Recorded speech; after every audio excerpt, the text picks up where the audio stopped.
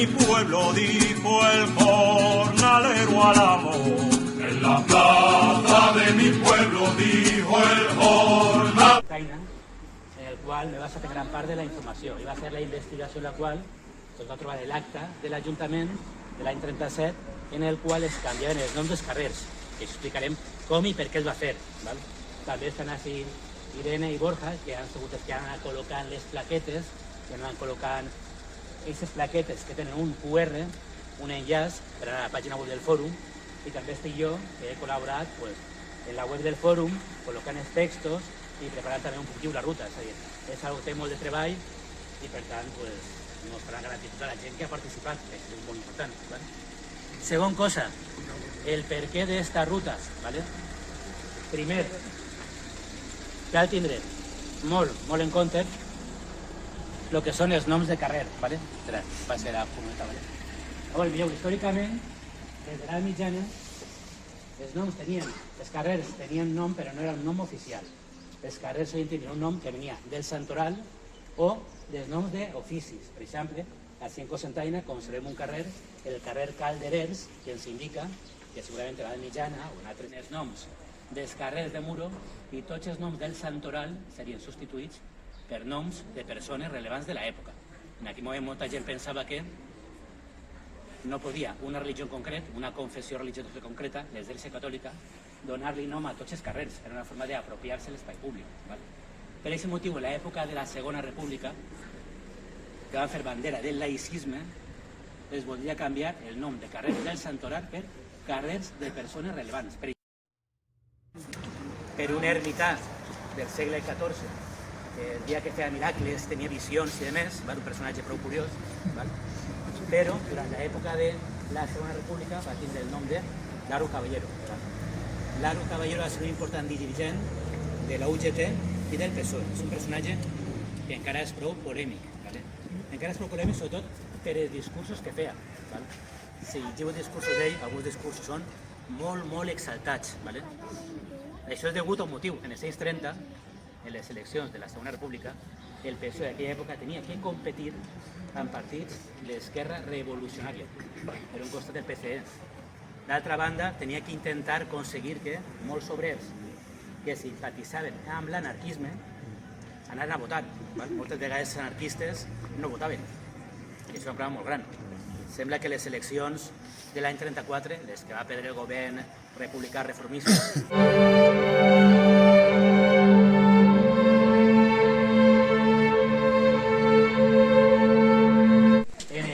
de les monges, ahí teniu la segona plaqueta, en l'any 37, aquesta plaça tan important en Cocentaina, que van dedicar al general Miaja. El general Miaja va ser un personatge molt important en la Segona República, perquè va ser el general que va organitzar la defensa de Madrid. El general Miaja, al igual que Franco, en l'any 33 havia jurat lleialtat a la Constitució. En l'any 33, Manuel Azaña va fer una important reforma de l'exèrcit. Per aquesta reforma de l'exèrcit, els militars tenien dues opcions. Si volien quedar-se en l'exèrcit, havien de jurar lleialtat a la Constitució i a la República, i si no volien jurar lleialtat a la Constitució o a la República, podien passar a estar jubilats, al retiro, cobrant el seu salari íntegre. Però hi havia que va tindre Azaña per intentar llevar-se amunt als generals que no eren de bon problema. Van haver molts generals i per aquest motiu té prou lògica que li dedicaren aquesta plaça a aquest general. I una altra curiositat la trobaríem dins del refugi. En l'any 39, quan s'acaba la Guerra Civil, a molts pobles les plaques dels carrers que n'hi havia les van trencar a martellades. Jo he vist fotografies d'alguns pobles on es veu un treballador damunt d'una escala en un martell i les autoritats baix dient-li trenca ells i trenca l'altre. Així en Cocentaina no està molt clar com, però gran part dels lletreros de marbre de l'època republicana s'han conservat. I es poden veure dins del refugi, avui dia és una peça d'exposició, és algo molt curiós, i estan ahí perquè no està molt clar si per desídia o perquè algú directament va decidir conservar-los. Però la qüestió és que van acabar en diferents magatzems municipals, en els anys 90 els van redescobrir i ara formen part del patrimoni. I que Així, en el convent de les monges estava el col·lectiu de llauradors. Sabeu que el camp estava col·lectivitzat i així tenien la seu, era una espècie de llotja, i venien els sofres, el blat, el capanori, i es distribuïen. Està bé, està bé. Així vam fer una porta, entrar els carros, és una capelleta, i una altra capelleta així del pati. L'anarquisme es va dividir en dos corrents. L'anarquisme espanyol, sobretot, estava aglutinat per la CNT, la Confederació Nacional de Treballadors. Els anarquistes que rebutgen tota forma d'organització d'estat, de política, per a ells era impensable participar en les eleccions, i preferien organitzar-se no com un partit polític, sinó com un sindicat de treballadors. Un partit polític aspira a arribar al govern presentant-se a les eleccions. Un sindicat únicament pot representar els seus afiliats, els sindicats. La qüestió és que dins de la CNT, quan comença la república, hi haurà una enorme divisió entre dos grups, els trentistes i els faïstes. Àngel Pestanya serà del grup trentista, es diu així perquè van fer un manifest, el manifest dels 30 punts, crec que es diu així, per el qual afirmaven que la revolució encara no es donaven les condicions necessàries, encara calia educar més a la gent, encara calia fer canvis importants i que, per tant, havien de col·laborar. Estem al carrer Guadalest, que l'any 37 va ser dedicat a Concepción Arenal. Mireu, en l'època de la Segona República serà quan, per primera vegada, Cocentaina tindrà alguns carrers dedicats a dones. Abans és cert que tenia algun carrer dedicat o a la Mare de Déu o a alguna santa. Però a dones podien dir de la seva època, a dones que hagin fet una aportació que afectarà la gent en aquell moment, no. I una altra cosa també que tinc que dir, aprofitant que demà és el 8 de març. Una cosa que tots els municipis espanyols han de fer seria revisar el callejero, perquè és una forma de discriminació simbòlica el fet que ara mateixa pràcticament totes les ciutats espanyoles, tots els noms de carrers o el 90% dels noms de carrers són noms masculins. Una ciutat que fos més justa, lògic seria que el 50% dels carrers tenen nom de dones, que aquí hi ha moltíssimes dones que han fet moltes coses molt interessants i que dedicat a una dona va ser el carrer de Aida La Fuente, que és en el carrer de Sant Roc, en Fraga. Aida La Fuente va ser una dona molt jove que en l'any 34, durant la Revolució d'Astúries, va morir enfrontant-se a les tropes que el govern republicà havia enviat. L'any 34, en plena Segona República, va haver un fet molt peculiar. L'any 33 passen dues coses al mateix temps. En Alemanya, Hitler es fa amb el poder, a més de forma legal, i en Espanya, l'any 33, hi ha un govern conservador que es fa amb el poder, també de forma legal per les eleccions, i en el qual part dels membres d'aquest govern simpatitzen amb el nazisme i amb el feixisme. Això va fer que dins de l'esquerra saltaren totes les alarmes i que es portarà que en l'any 34, davant d'una sèrie de canvis que estaven fent, sobretot d'aquest govern, dirigits per dos militars molt joves, García Hernández i Fermín Galán, van intentar una sublevació per derrocar el règim dictatorial que n'hi havia. Una dictadura que, si bé no ha passat a la història per ser tan bèstia com la de Franco, era una dictadura amb totes les lletres. En l'època de la dictadura de Miguel Primo de Rivera van ser prohibits tots els partits polítics, excepte la Unió Patriòtica, que era el partit de Miguel Primo de Rivera. Es van llevar totes les llibertats pròpies, una espècie d'estat de guerra que vivia, i inclús s'aplicava molt una llei anterior, una llei que existia des d'abans de la dictadura de Miguel Primo de Rivera, que era la llei de fugues, que aquí a algú li sonarà. Hi havia una llei que permetia a la policia disparar contra algú que intentara fugir.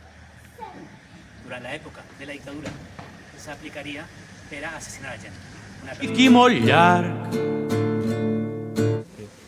Que l'any 37 li van donar el nom de Buenaventura del Ruti. El Ruti és un personatge, jo crec que molt conegut. Va ser una de les grans cares visibles de l'anarquisme. L'anarquisme oficialment no tenia líders ni dirigents. que anava contra la seva filosofia.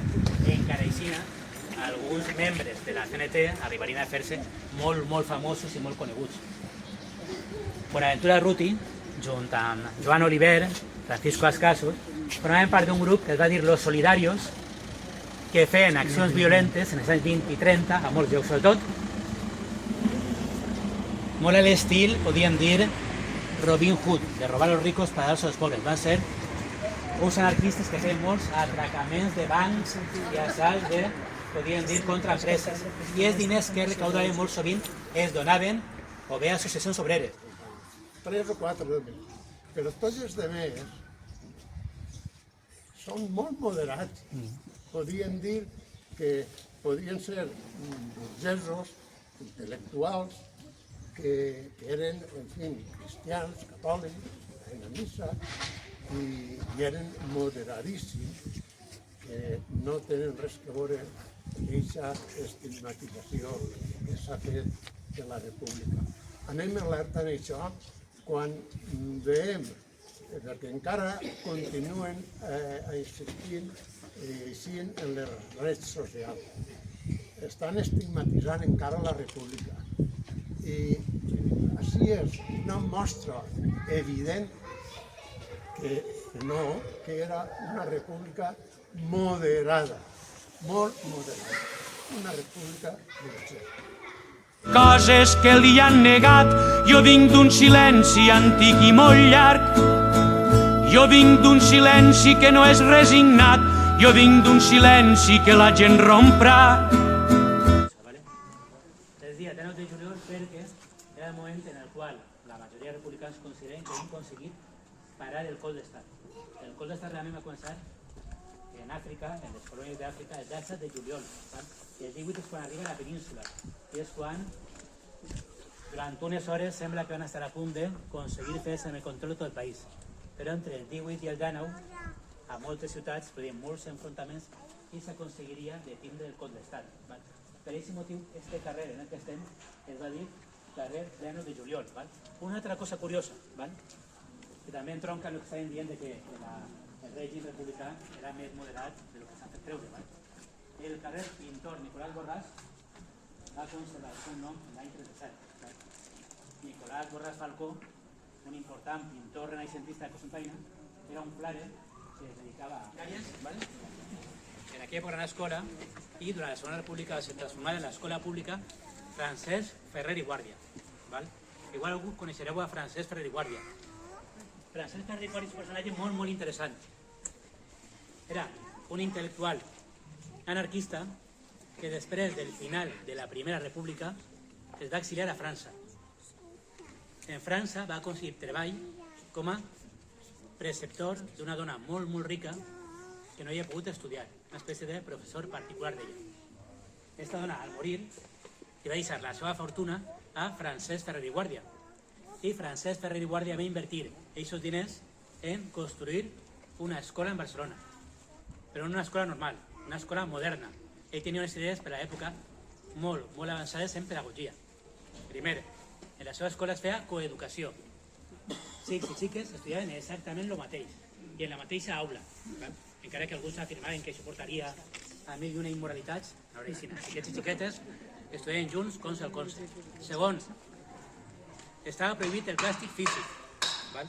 Els mestres, si hi havia problemes de comportament o el que fora, tenien que solucionar-ho parlant i raonant o d'alguna manera que no fora pegant als xavals. No feien exàmens. Utilitzaven molts mètodes experimentals, moltes visites a la natura.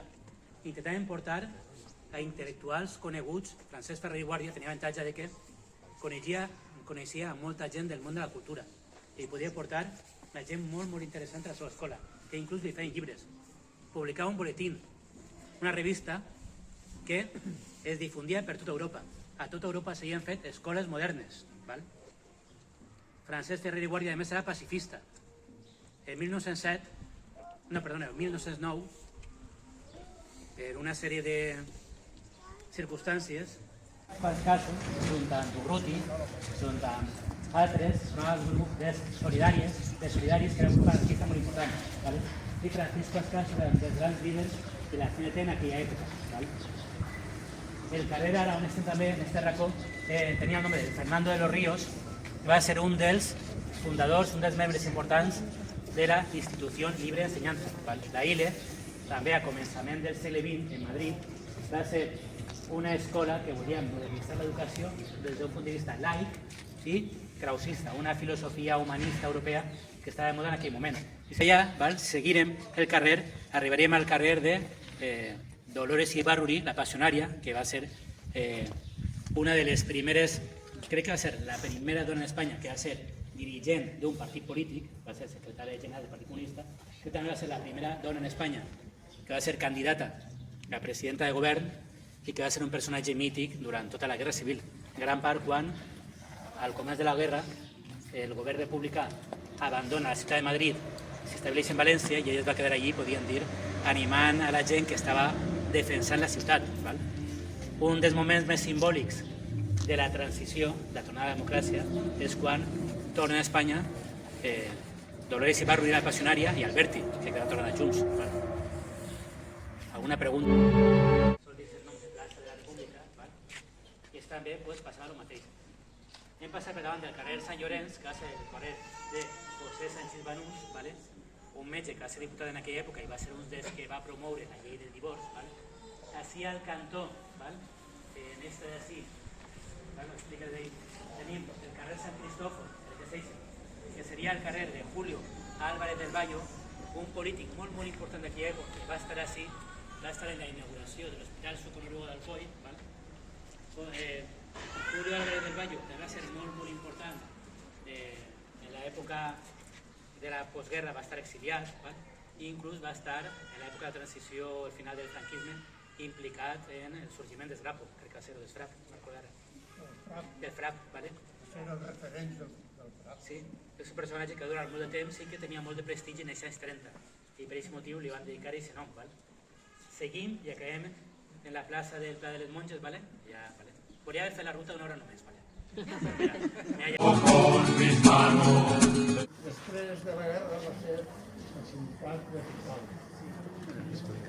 I durant la guerra se van col·lectivitzar les empreses i els comerços hipotecos. Així es van col·lectivitzar els barbers i tenia la seu ahí. I això ho recordo jo. De xicotet havia uns escalons ahí i els ven topes de sillons de barbers. Tinc ahí la paladín de barbers. Hi ha un acte en què acorden col·lectivitzar-se, mesclar-se tot i formar-nos.